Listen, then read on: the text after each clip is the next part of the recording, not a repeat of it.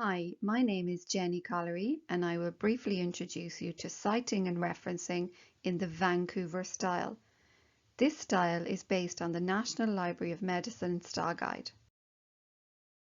Here is an assignment I have begun writing on acute myocardial infarction, or AMI, in women. I need to include numbered in-text citations and references at the end. You can see here in the first two sentences I have given some information that young women with confirmed AMIs have worse outcomes than their male equivalents. I have included a superscripted number 1 after this information. This is called a citation or in-text citation. It indicates to the reader that this information came from a research source. If I go down to the bottom of my document, you can see here I have a section called References, and beside a number 1 I have the full reference and publication details of the source. By including in-text citations and references, I'm providing evidence for my research, I'm providing the full source details for others to consult, and I am avoiding plagiarism. Next, we will look at how to create a reference and in-text citation for a chapter in an edited book. In my assignment, I've moved on and written a second paragraph, and I have paraphrased information on the lack of women included in clinical trials from Jenkins and Newman's book on sex and gender in clinical practice, to indicate that this is a paraphrased piece of information. And to note the source, I have included a superscripted number 2. It's a number 2 because it's the second unique reference in my piece.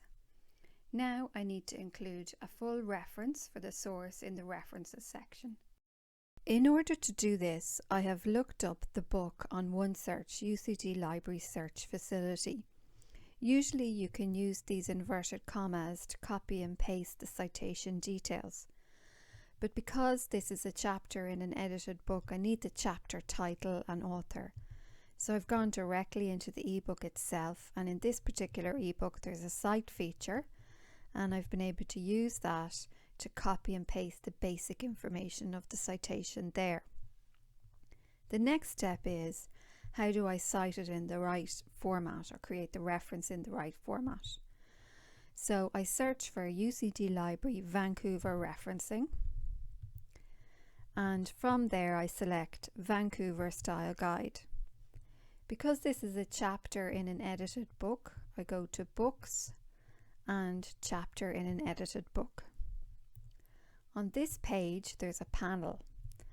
It's got what the reference should look like in the form of a kind of template, and then an example of what a chapter in an edited book should look like. It also has an example of what the in-text citation would look like.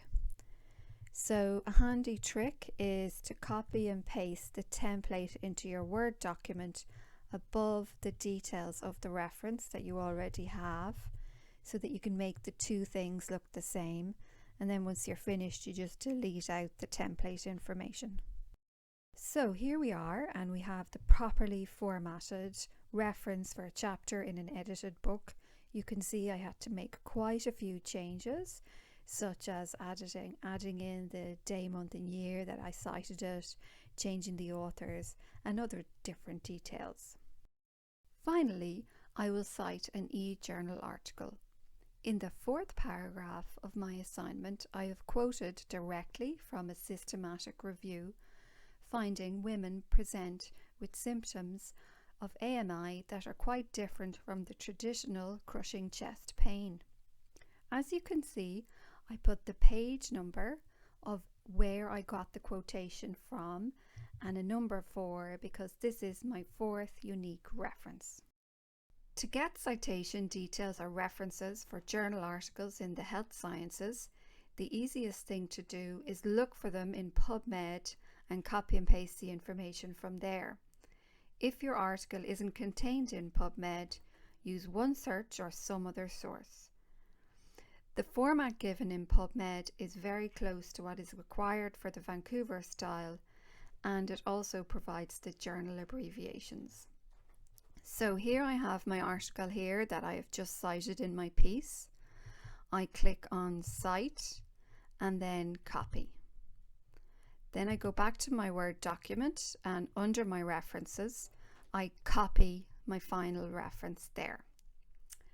So now I'm ready to format that correctly in the Vancouver Style. So what I do is I go back to the library's Vancouver Style Guide in the Academic Integrity Guide, and under Journal Articles, I select e-journal articles. So just like before, there's a template of what an e-journal article should look like in your document.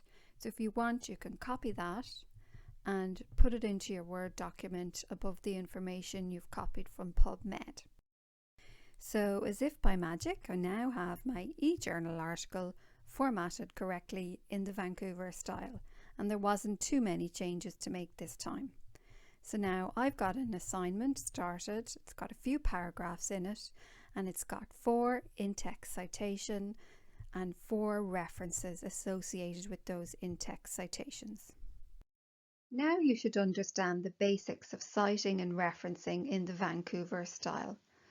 When you're doing it, make sure you refer to the library's Vancouver Style Guide, available at the link on screen. As you can see, manually referencing is very time-consuming. Once you understand the principles of referencing, you can use software such as EndNote to do it for you. The library has an excellent tutorial on how to use EndNote and how to download the software. Again, the link is available on screen.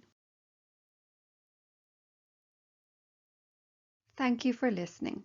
If you have any questions about citing and referencing, contact the liaison librarian for your area, or you can drop me an email.